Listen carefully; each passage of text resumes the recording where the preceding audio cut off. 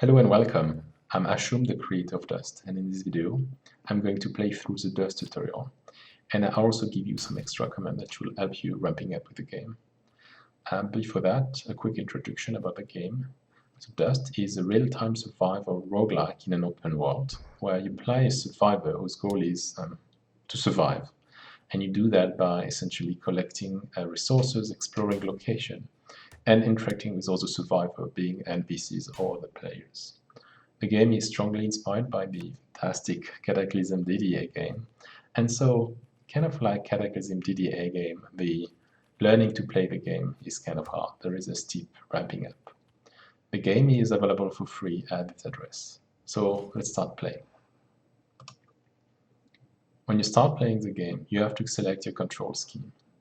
The keyboard and mouse is the one I recommend. You move with the keyboard and aim with the mouse. The joystick is also great if you want to play with others on the same screen. Let's use keyboard and mouse. And let's start the tutorial.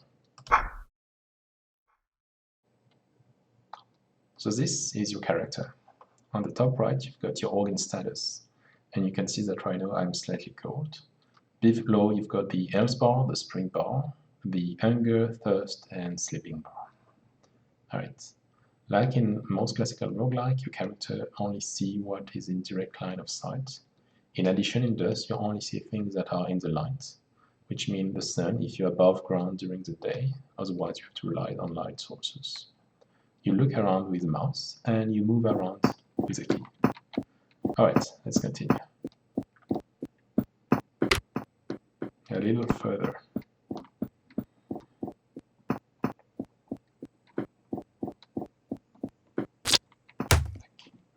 Like you, the enemies, and you've got two here, only see what is direct line of sight for them.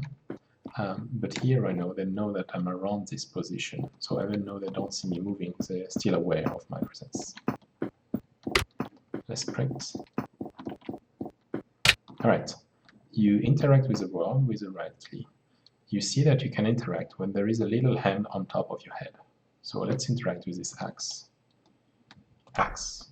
And let's grab it in hand. So right now I've got the axe equipped in hand, and I can use the item equipped in hand, the axe, with the left click. With the axe, the left click load the blow, and you release it by releasing the left click. So let's see the dummy once or twice. Right. So this is a door. This is part of the environment. To open it, you need to go near it, right-click. You've got the interaction box. You open the door, and the door is open, and you can continue. This is another door, but you can see that with a little lock, this door is actually locked, and I don't have the key right now. So if I try to open the door, right-click, I cannot. And if I try to unlock the door, I don't have the key, right? So how do I pass the door? Luckily for me, I've got an axe. So if I go to my inventory and I right-click on my axe to the description, I can see that the axe is able to damage wood. And luckily for me, this door is made of wood. So let's try to destroy it. And yeah, this works.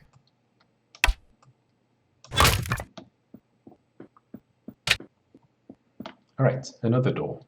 But this one is made of metal, so I won't be able to break it open with the axe. And this one is also locked, as you see the little lock.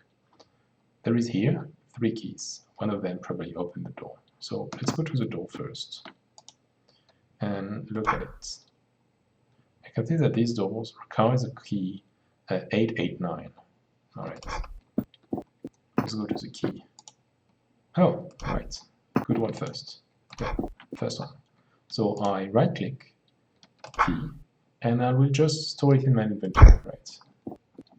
Now I can go to the door, right-click, and lock it, and yeah, I've got the key, so the lock disappeared. I can right-click again and open it. The difference between open and lock is very important because some other creatures are able to use the key like other humans. So locking it or closing it might make a difference for them. Alright. This is a grid. I can feed through it. I can probably pass some small objects through it. but my character is too big to go through it. Those are stairs. So to go upstairs, you go on the stairs. You see the little hand, which means interaction is possible. Right click, go up. Alright, right now I'm above ground in some kind of Antarctica scenario. To go down the stair, same story. You wait for the interaction, right click, go down. And now you can continue.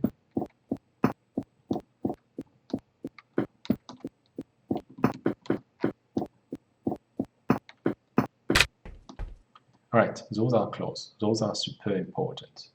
They protect you essentially from attack from others. They keep you warm, and they are able to store your item essentially. You store item in the pocket of your clothes. So right now I don't have a hat and my head is slightly cold, so I can go to the hat, right click, and wear it. So now I've got a hat. You can equip multiple shirts, for example, and I'm slightly cold, so it would be good. Otherwise, but this will actually increase my encumberment, which will make me slower and not as effective as using tools. So for now I'm fine, let's continue this way.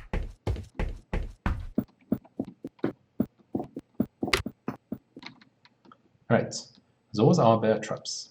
Essentially, if I walk on top of it, or if anyone walks on top of it, they will close and essentially make a lot of damage to whoever is on top of it. However, I can remote them, I can trigger them remotely. So to do that, there is some stone here.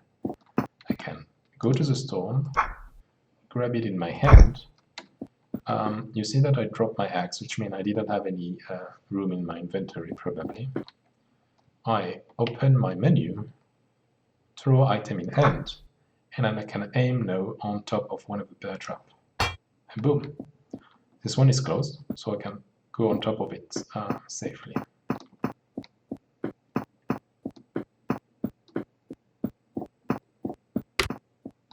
Alright, this is a dynamite, and you can see the little green stuff on top is a proxy detector. And you can see it blinking, so actually it is active.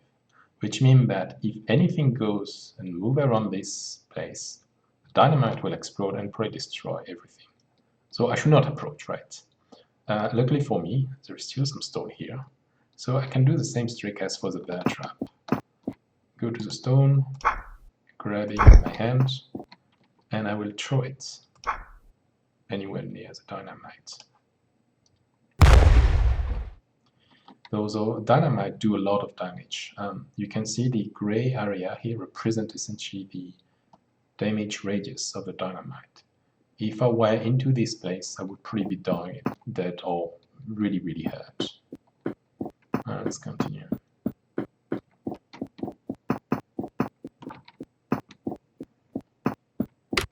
Alright, this is a good one. You see here some food, an apple, some soda can, some cooked meat.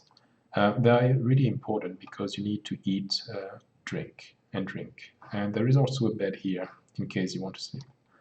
I'm not really hungry or thirsty at this point, so I can just take them and not eat them right away. I'll just store them in my inventory. So I take the apple and the wine. That should be enough for now.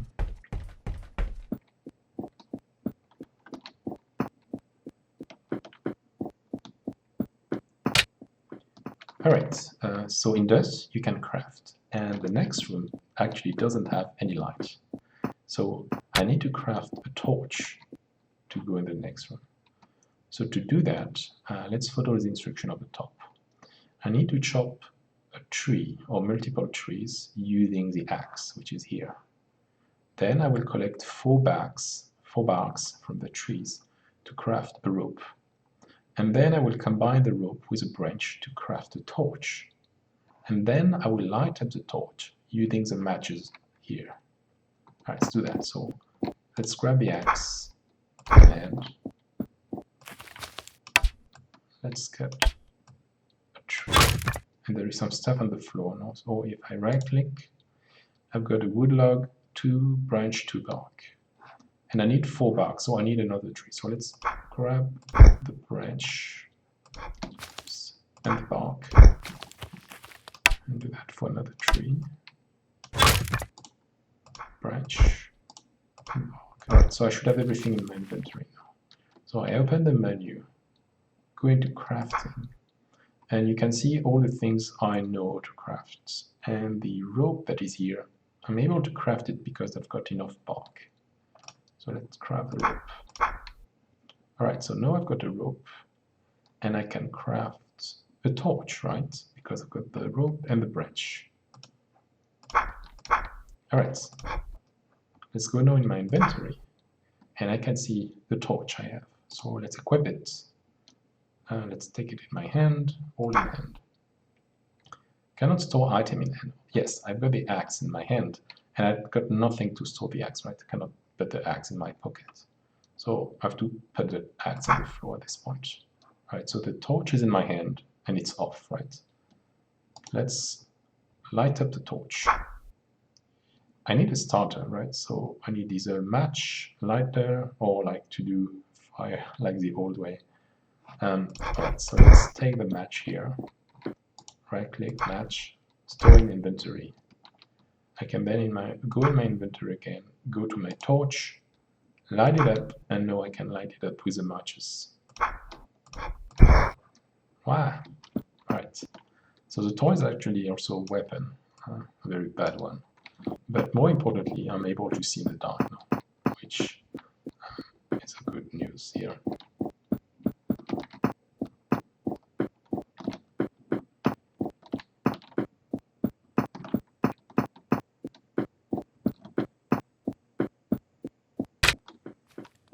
Alright, on top of me there is some spiders, but there is some water here, so I'm not in immediate danger. This is a firearm, this is actually an M4, and I can use them to shoot at the spider. So let's go to the table, click on the M4, grab it in my hand. There is also some ammo, let's grab them. Alright, so now I aim with mouse, and I can essentially shoot the spider. Oh,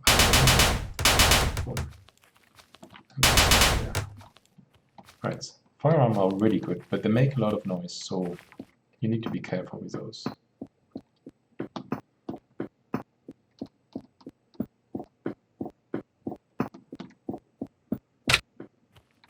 Alright, I saw someone else. This is another survivor, and they can be either teammate, friendly, neutral, or aggressive. This one, yes, this one is neutral. It's not attacking me, but apparently doesn't know who I am. So let's talk to this person. Right click, there is talk to. Hello stranger, who are you? Okay, so those are my possible answers. Hello, I'm Phyllis Lucas. Phyllis Lucas is me, right? Hello, I'm Phyllis Lucas. Who are you? Nice to meet you. My name is Teresa. Okay, so this person is not aggressive toward me. And you can see it here. What are you doing?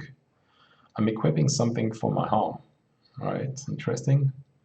What do you have to trade? I have nothing to trade. Can I come in? No, we are not friends. Alright, so this person is just neutral toward me, which means she won't attack me, but she won't give me stuff.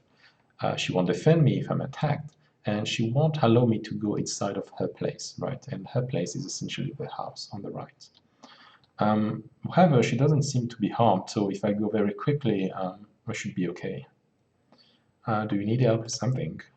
No, alright, so this person doesn't have anything here for me. Bye.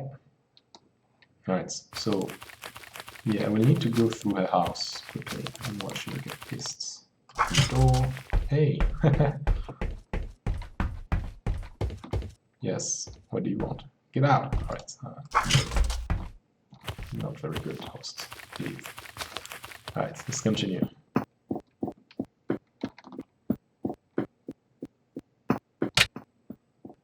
Alright, this is the last house, the last room of the tutorial.